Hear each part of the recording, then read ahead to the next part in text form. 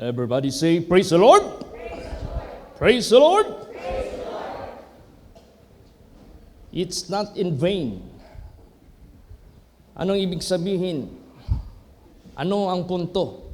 Unsa ang point nga dili mahulog sa walay kapuslanan? Walay lain ang atong pagtuman sa Dios. Ang pagtuman nato sa Dios is not in vain. Ug ang dili nato pagtuman sa Dios, that is certainly in vain. Maunay atong huna-hunaon. Kung dili nimo gusto mahimong in vain ang imong ginabuhat, see to it you are in the center of the will of God, obeying His commandments, para dili mahulog in vain ang imong mga binuhatan. Outside from the obedience to the will of God is vain. That is why how King Solomon wrote the book of Ecclesiastes in all matters that are written therein about vanity of all vanities. Pag hindi ka sumunod sa Diyos, vanity of all vanities ang mahulog. Kaya let us be very careful sa atong kinabuhi. Sabihin mo, bakit pinahintulot ng Diyos si Lucifer magkasala? Bakit pinahintulot ng Diyos ang 1/3 of angels na sasama kay Lucifer?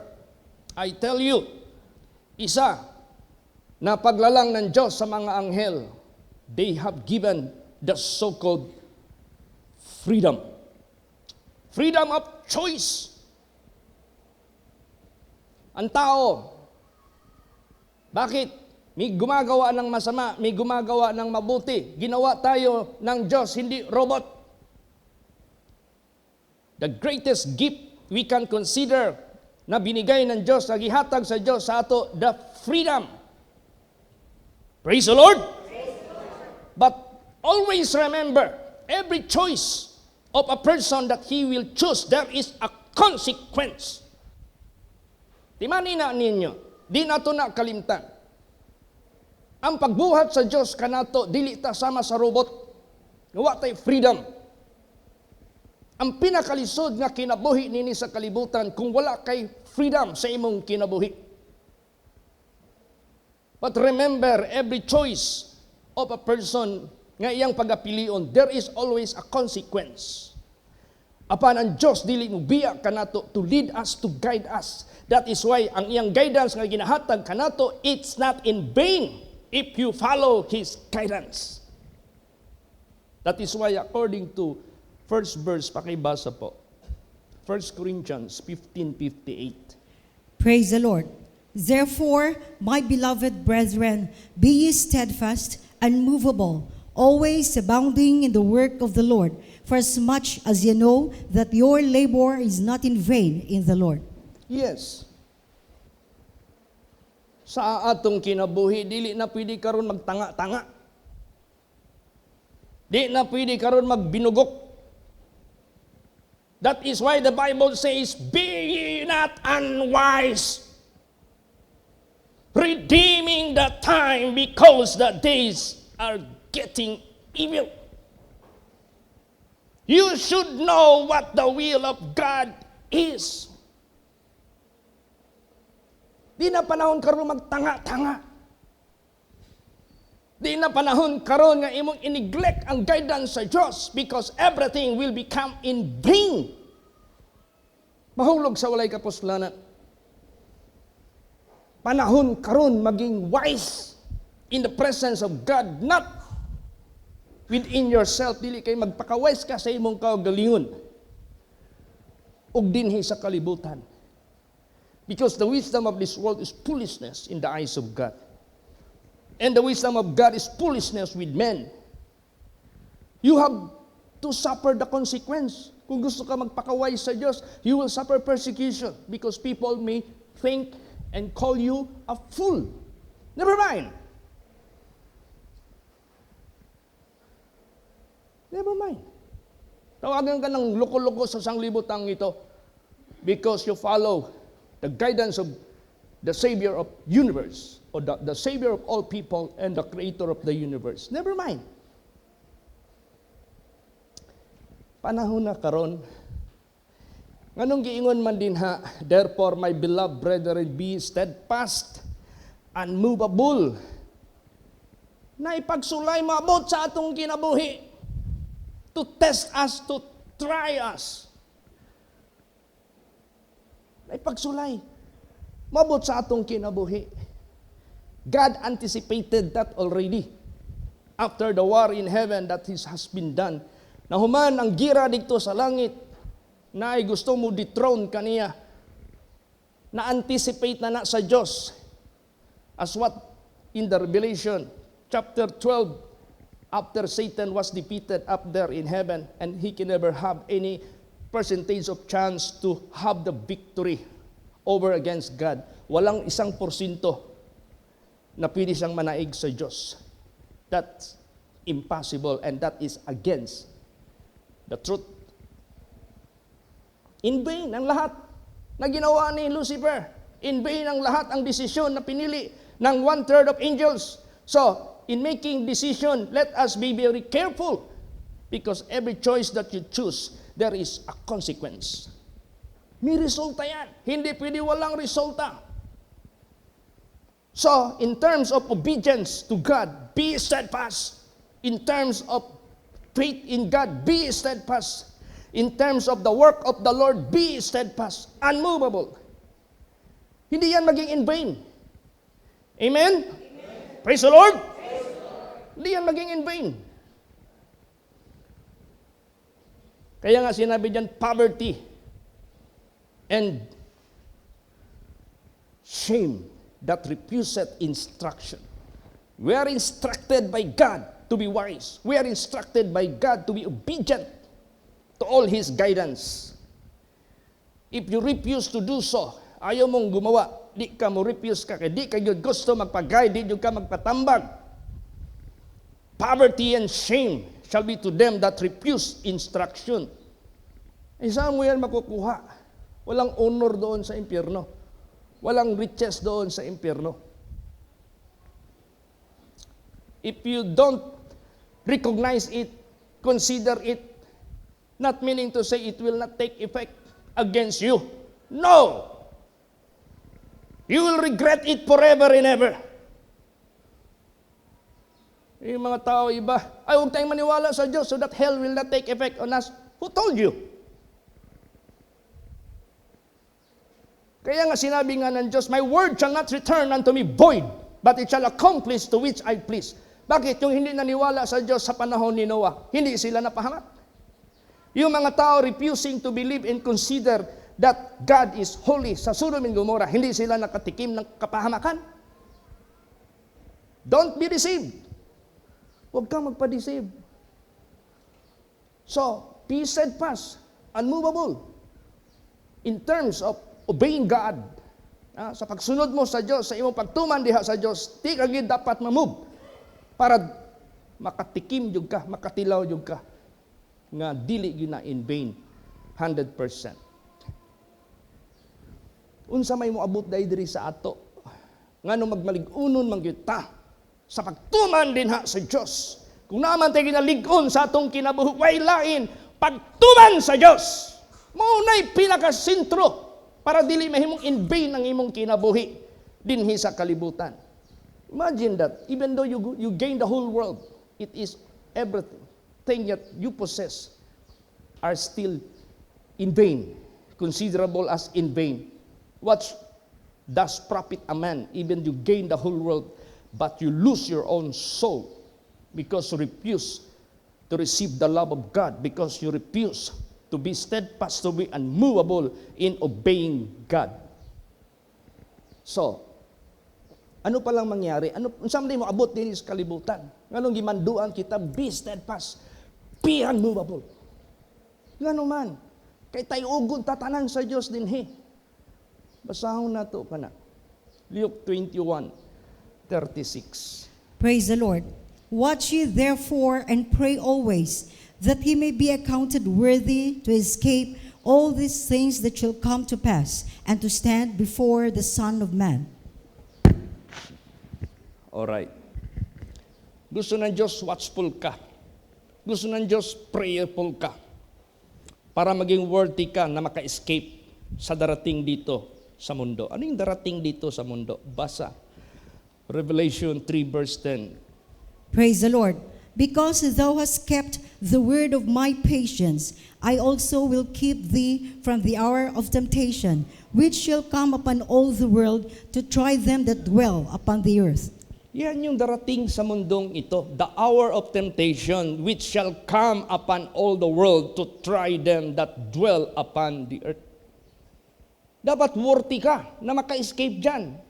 Who are those shall be counted worthy? Those who are watchful and prayerful, and those who keep the word of patience. Kaya nga sabi dito, because thou hast kept the word of my patience, I also will keep thee from the hour of temptation. Only by the keeping of the word of God that can keep you in the hour of temptation. What is temptation? Isang utos lang ng Diyos sa panahon ni Adam at ni Eva, which they received from their God, from their Creator. Do not eat the tree that is in the midst of the Garden of Eden, the tree of knowledge of good and evil. You shall surely die if you eat the fruit of it. What is the temptation happened? Convincing them, deceiving them,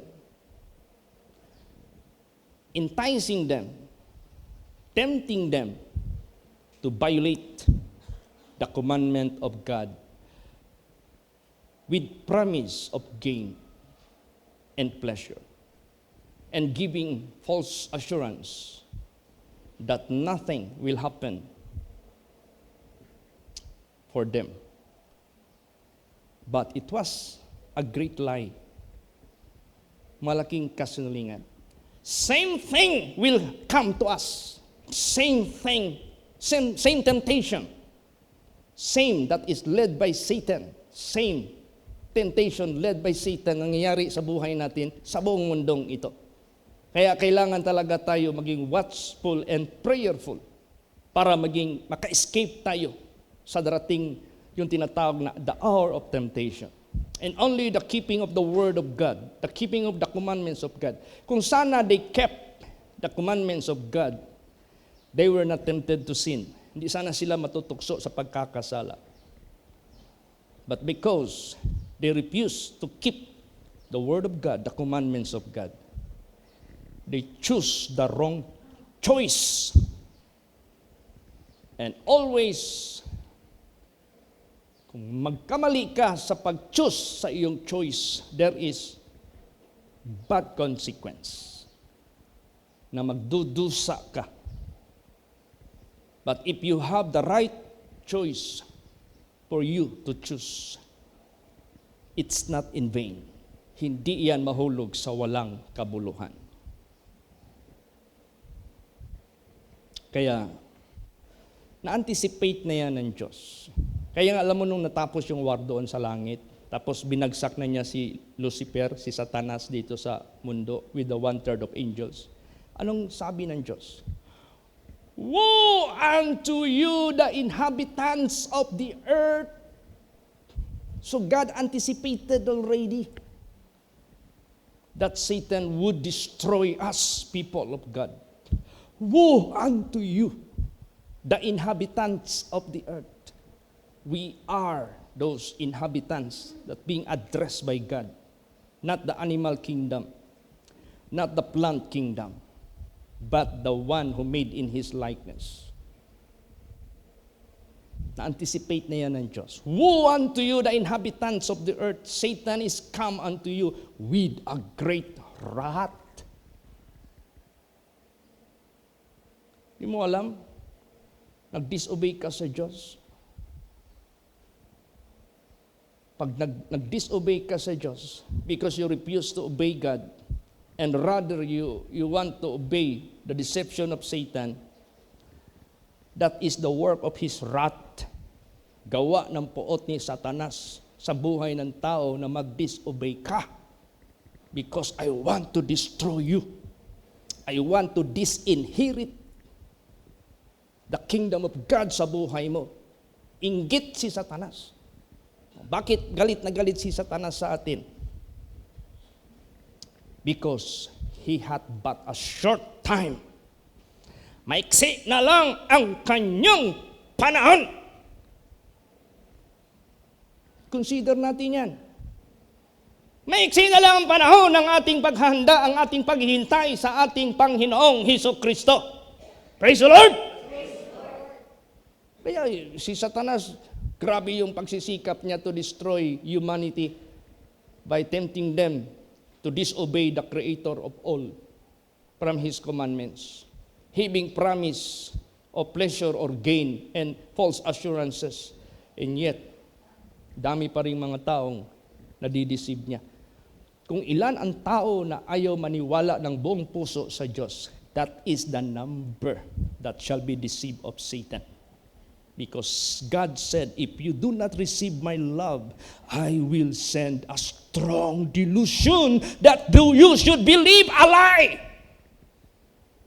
Wala ka mapupuntahan eh. That you might be damned. Wala tayong mapupuntahan. Kaya maliwanag dyan, neither is there salvation in any other, for there is none other name under heaven given among men whereby we must be saved. No choice, no alternative, no option except Jesus. Dahil siya lang yung bumaba sa langit who brought God to us. Kaya, pagtibayin natin. Ligono na to.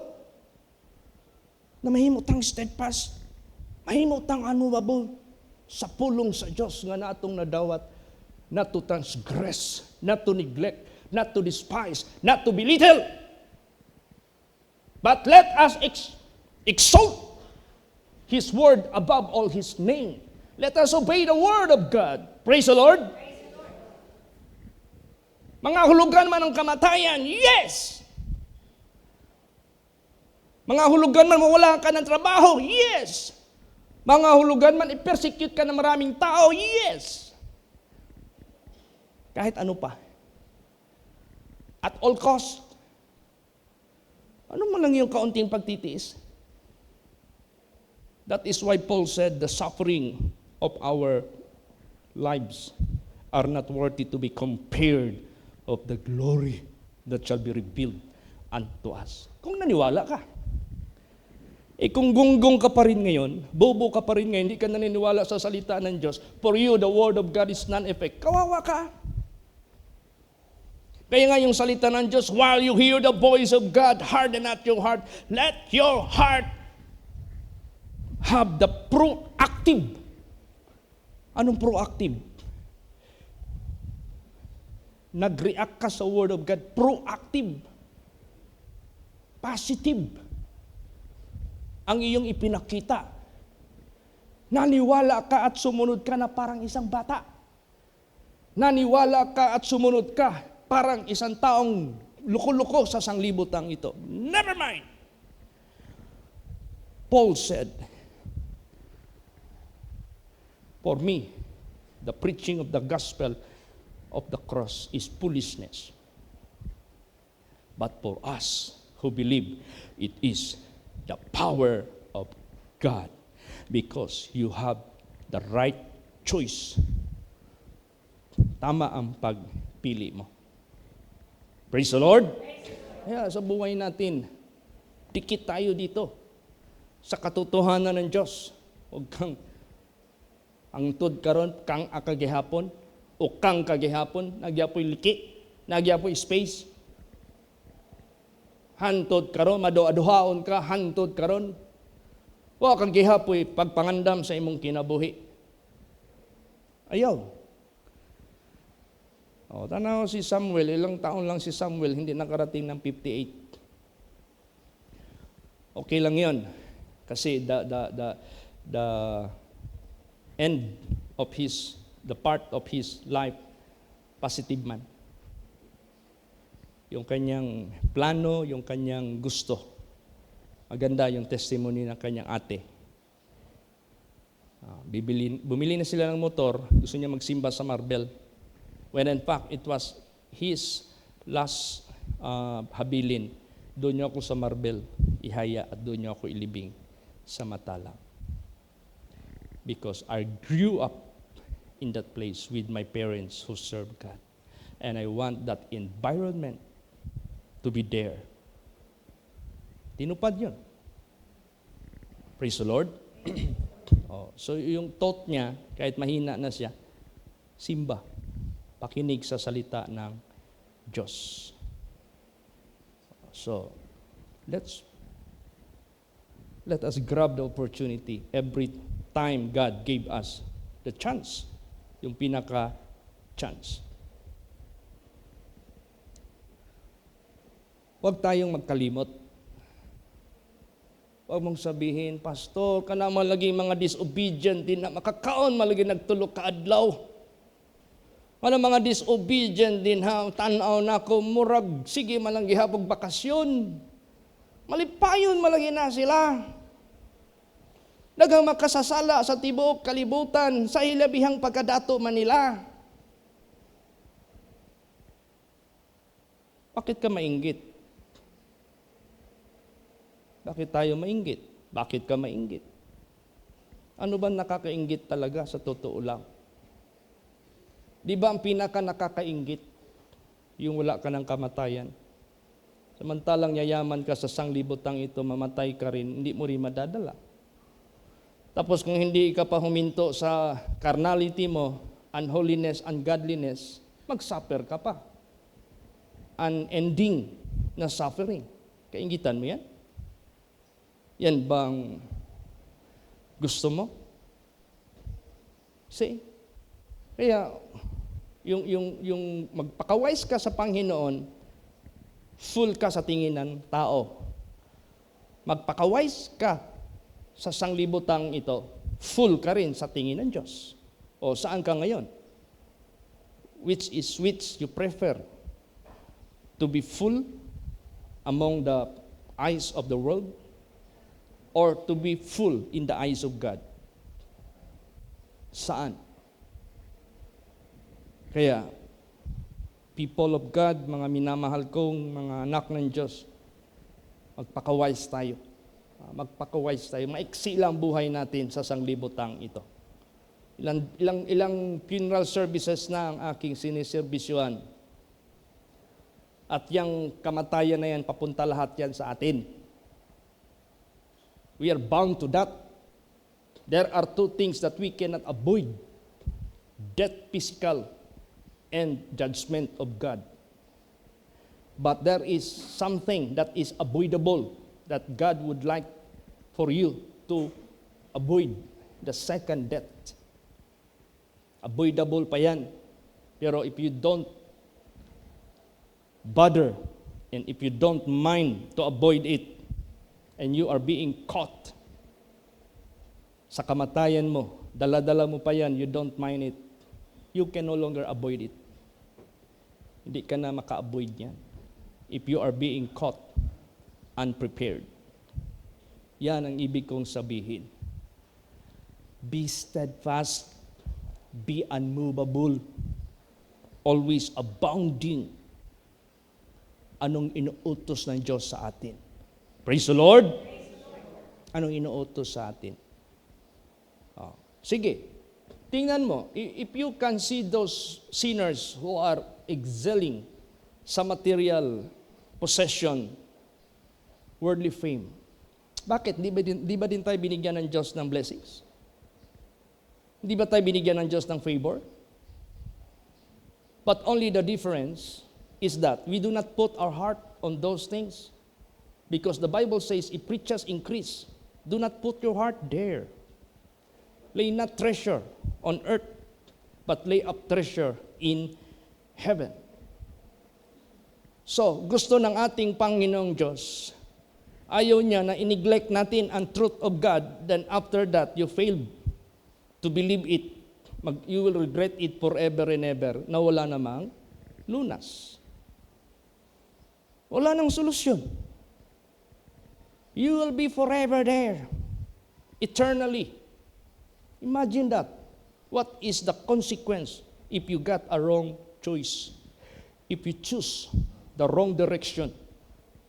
And the wrong direction is the disobedience from your Creator. And the right decision is the obedience to your God and Savior and Creator. Yan lang. Wala nang iba. That's why there are two options only. God gave us. I show you before you death and life. Curse and blessing. Choose life. If you obey me, I will bring you to everlasting life. If you obey me, I will bless you with your temporal necessities. But if you disobey me, I will curse you. I will bring you to death. I, the Lord, that punish. Ako yung nagpaparusa. Kaya, wala kang escape. If you choose a wrong decision, kawawa ka. Sige, palagay natin lahat ng tao, makasalanan man o mabuti, binigay ang Diyos. Saan nagmamatter ang judgment ng Diyos? Out of those you possess, out of those God gave you. Anong narinder mo sa nagbigay? Did you honor Him out of all your substance? Then God said, as a good steward, I will entrust you all things.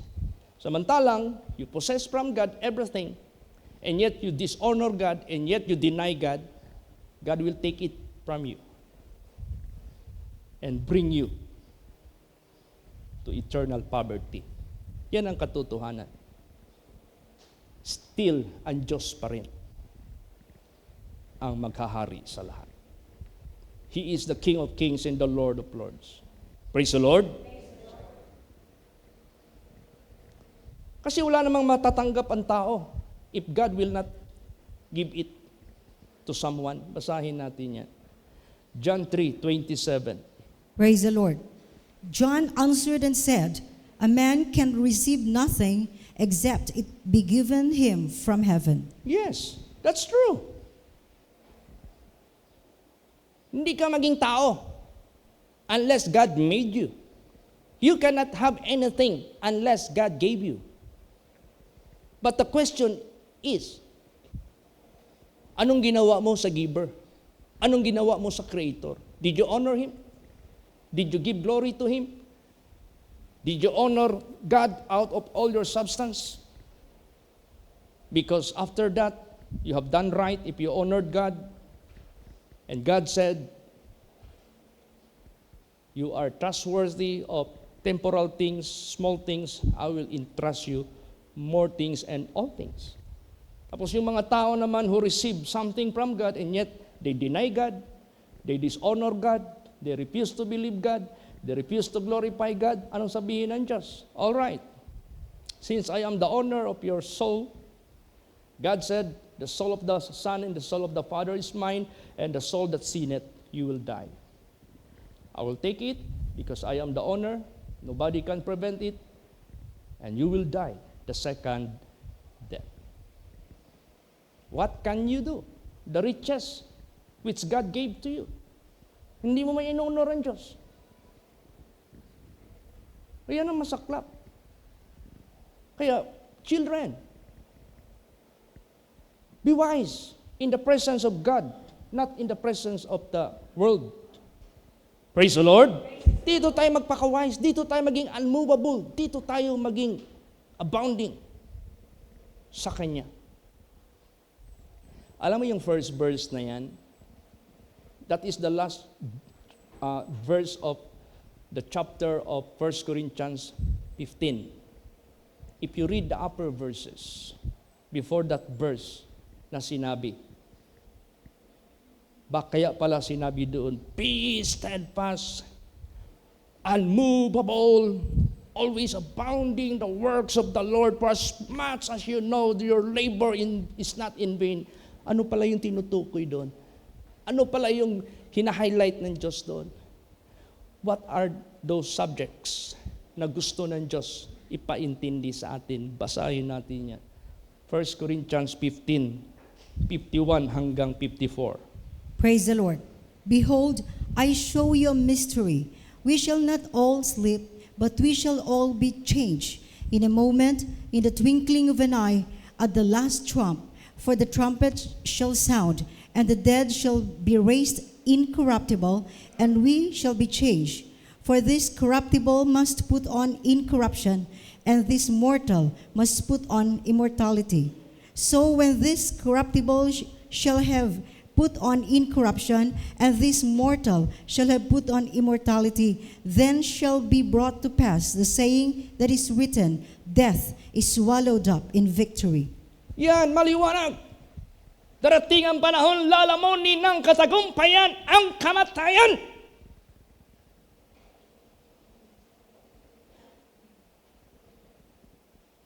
And that is why, my beloved, be steadfast, unmovable, always abounding the works of the Lord, for as much as you know that your labor is not in vain,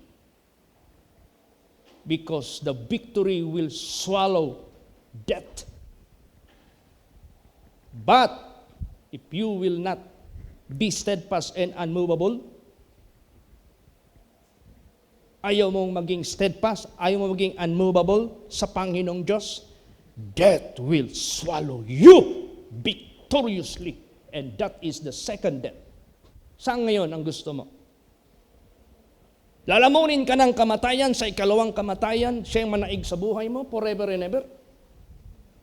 O mangyari sa iyo, lalamunin ang kamatayan sa katagumpayan, forever and ever. Duroon ka sa life everlasting. Ayaw habang binabasa ko ito, because Jesus give your message to us. Kasi it's not in vain.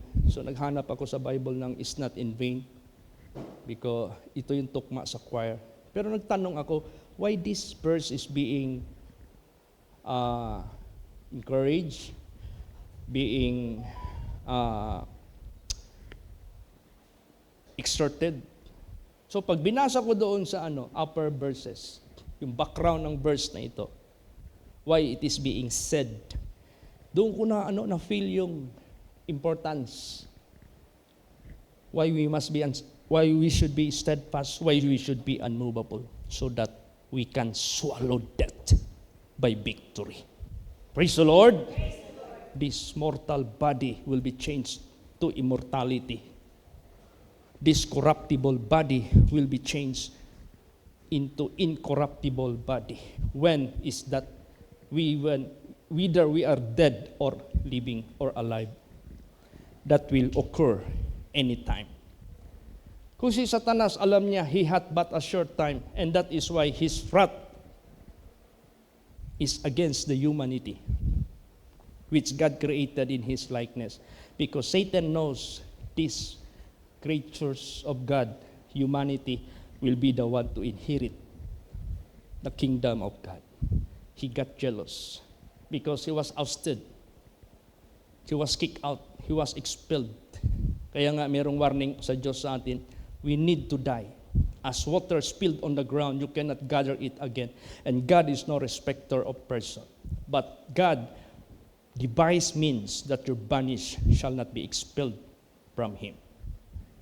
Malaking impormasyon yan sa atin. Kaya sa buhay natin, huwag nating kalimutan, hawakan ng husto itong salita ng Diyos. Kailangan talaga ito. Kahapon nag-rescue kami sa Tagum. Rescue kami sa Tagum. May nag-request sa akin, Pastor, i-rescue mo yung anak ko. Their marriage is almost broken. Malapit na maghiwalayan sila. Yung mga anak nila nagkaroon na ng trauma sa sigawan ng mag-asawa.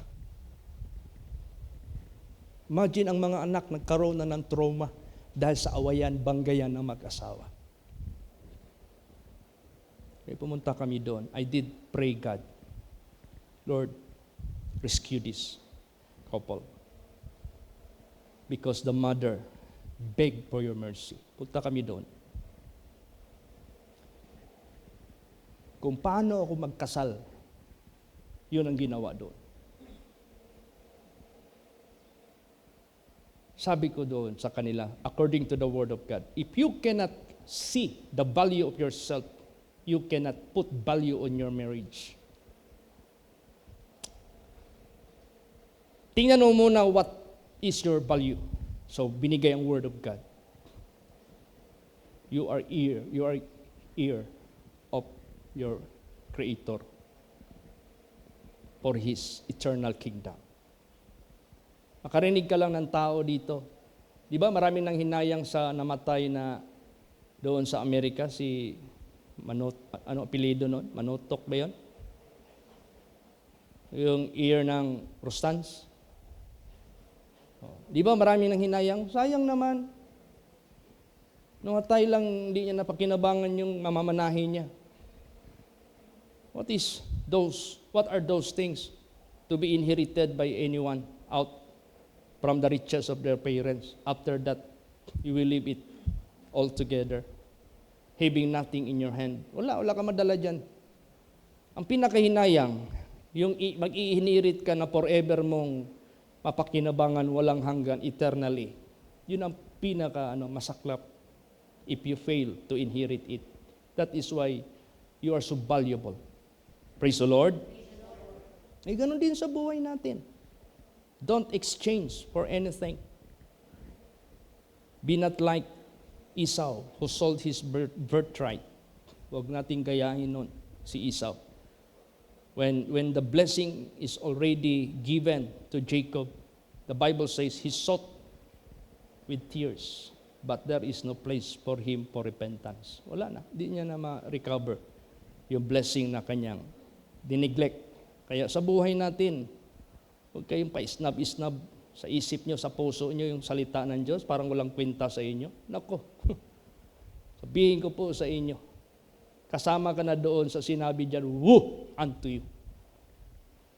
Alam mo si Satanas, according to Isaiah 14, he will not let his prisoners go. Ganun kasaklap si Satanas.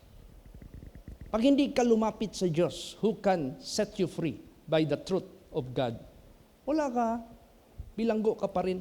Very shallow pa rin yung understanding mo. Wala, nakalutang pa rin yung ano mo. Hindi ka mag-take off to soar high to the highest level of glory which the Creator of everything can grant sa buhay mo. Kaya dito na tayo sa kaligtasan ng Diyos. Basahin natin, Philippians 2:16. Praise the Lord. Holding forth the word of life, that I may rejoice in the day of Christ, that I have not run in vain, neither labored in vain. Yes, hawakan ninyo ng mahigpit ang buhay, ang salita ng buhay. Buhay na walang hanggan ito. Para magligaya ako sa araw ni Kristo, na hindi ako tumatakbo sa walang kabuluhan. Kaya minsan, magpunta kami ng Madsaya, punta kami ng Dahican, punta kami ng Taganaga, Kanggusan. Wala ba akong maalaala si Pastor Samuel Gabre? Together with his crusaders. Minsan mag-share sila sa akin, kasi hindi ako nakasama at that time. It was sad in my part na hindi ako sinama ni Pastor. Hindi ko pa maintindihan bakit kaya. Hindi ako sinama ni Pastor. I made everything to be ready to join Pastor Samuel Gabre.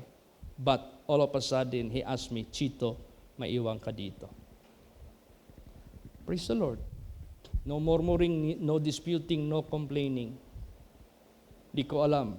Ako pala ang ilagay ng Diyos to continue His footsteps. To God be the glory. Praise the Lord. Ano lang pala yung test of my obedience and submission to my mentor whom God used for us, para sa atin. Sabi ko, Lord, nung nagawa na yung guest house doon, di ka makapaniwala ang Madsaya makagawa ng ganong kalaki. Di ka makapaniwala ni misimbahan doon, itinayo doon, ganong kalaki. Grabe. To God be the glory. Because salamat Jesus, hindi naging in vain ang pagtiis ni Pastor Samuel Gabre. Hindi naging in vain ang mga pagtiis ng mga missionaries na na-assign dito. And one of those was Pastora Emma. Isa yan na na-assign doon. Pastora Warren, Pastor Tammy. Marami pa. Nanay Glo. Oo. Tapos si Mama Patrona, kinuha na ni Lord Jesus, was not in vain. Kasi sila yung nag-welcome talaga. Hindi in vain ang lahat. Napakaganda. Kaya ganun din sa buhay natin, para hindi maging in vain ang lahat ng mga ginagamit ng Diyos. Holding forth the word of life, that we may rejoice in the day of Christ, that we have not run in vain, neither labor in vain. So anong gusto ng Diyos sa buhay natin? Basa, Philippians 1:27. Praise the Lord. Only let your conversation be as it becometh the gospel of Christ, that whether I come and see you, or else be absent, I may hear of your affairs, that ye stand fast in one spirit, with one mind, striving together for the faith of the gospel. Yeah. Only let your conversation be as it becometh the gospel of Christ. The word only, that is singular. The word only, that is exclusive, alone. Ang inyong gawi, conversation, pananalita, pag-iisip, kilos, magmumula sa gospel of Christ. That is an indication of obedience of the gospel of the kingdom of God. Praise the Lord. But if your conversation will be out from the gospel of Christ, that is the disobedience to the gospel of the kingdom of God, and you are bound to be cursed and to die in the second death. Yan ang totoo. Don't let Satan hong you. Ay tuwa na, di na tinood, panghadlok lang na. Ay jud magtuo kay Satanas, ang pinaka malas na tao ang mutuo sa kabakakan ni Satanas. Look at Adam and Eve. Look at the people in Sodom and Gomorrah. Whosoever committed sin, they belong to Satan. Because it was Satan whom they believe and whom they adore, whom they appreciate. Pag sinunod mo ang isang sino man na individual, you appreciate it. You recognize it. You honor it. No. Dito na lang natin ilagay sa katotohanan. Sa ating Creator, nagmumukha pa tayong grateful sa Kanya kaysa maging ungrateful pa tayo. Praise the Lord. Sino pa pala tayo magpakita ng gratefulness? Yung magkaroon ng utang na loob na i-render natin sa Kanya. Kaya nga may sinabi dyan, what shall I render unto the Lord for all the benefits towards me? Doon tayo. So, dito lang talaga sa gospel of Christ, huwag na tayong lalabas dyan. That whether I come and see you, or else be absent, I may hear your affairs, that ye stand fast in one spirit, in one mind, striving together for the faith of the gospel. Dito tayo mag-strive. Ano yung strive? Pakamatayan natin. Let's fight. Even mga hulugan ng kamatayan. Praise the Lord. Pag sinabing strive, pagkamatayan mo yan, ipaglaban mo sa huling tulo at pitik ng puso mo. Hold fast the word of life. Kasi pag namatay ka dyan, idudugtong ng Diyos yung kasunod na chapter ng buhay mo. Gain. Life eternal. Eternal riches. Eternal glory. Praise the Lord. Ganon.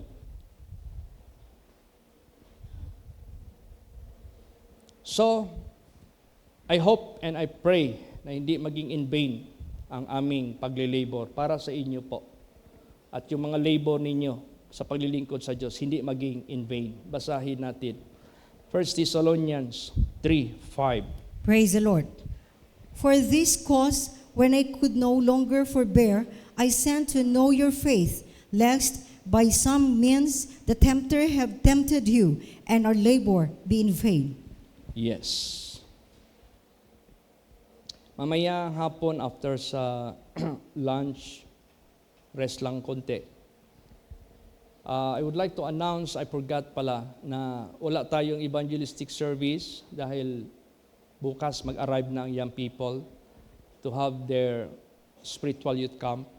So, mamayang hapon, they will use it, the finishing and the final part of the preparation for the spiritual youth camp. So, I would like to inform you, wala tayong mamaya. After sa meeting, wala na tayong evangelistic. While ako naman mag-proceed sa Kidapawan, meron doong i-rescue na naman na tinatarget din ng kaaway. So please pray for that.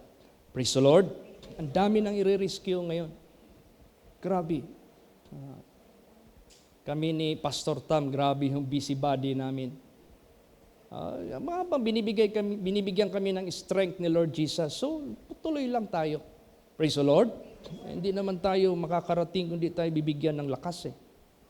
So, kayo din, sa inyo lahat dyan.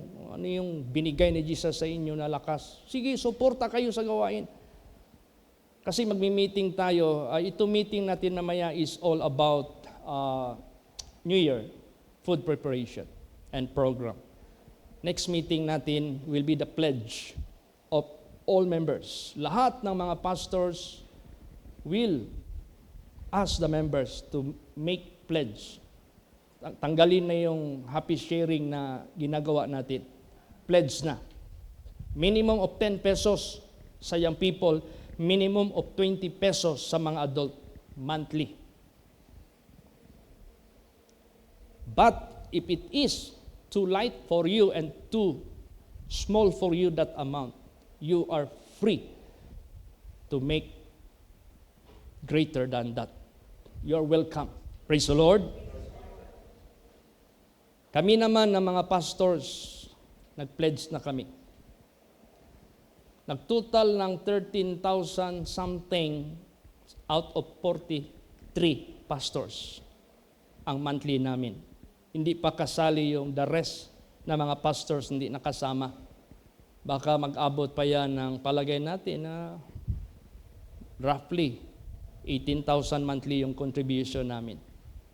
Tapos iano natin yan sa general pledge sa mga children of God. Ipunin yan sa treasury fund natin. Yan na yung pambili natin ng lupa para simbahan. Yan na yung pangtayo natin ng simbahan. Praise the Lord. At least within a year, meron malang 4 na simbahan tayo magawa na brand new. Praise the Lord. Yung tithes of tithes, same, maintain. That is for the benefit for the pastors alone. And that is what is being put up by God. Para yan sa amin, sa mga pastors, sa mga gawain na pinapagawa ng Diyos sa amin. So, to God be the glory. Pasalamatan natin ang ating Panginoon Diyos. Another, pakibasa, 1 Thessalonians 3:13. Praise the Lord. To the end, He may establish your hearts unblameable in holiness before God, even our Father, at the coming of our Lord Jesus Christ with all His saints. Yan. Pastor, matagal pa man siguro yung end. Tsaka ko na lang siguro gawin yung puso ko na unblameable. No. Today, it might be our end. So, do it right away, not tomorrow. Dapat unblameable ka na ngayon. Kasi anytime, Jesus will come with all His saints. Praise the Lord. Second to the last verse, 1 Thessalonians 5:23. Praise the Lord. And the very God of peace sanctify you wholly. And I pray, God, your whole spirit and soul and body be preserved, blameless unto the coming of our Lord Jesus Christ. Yes.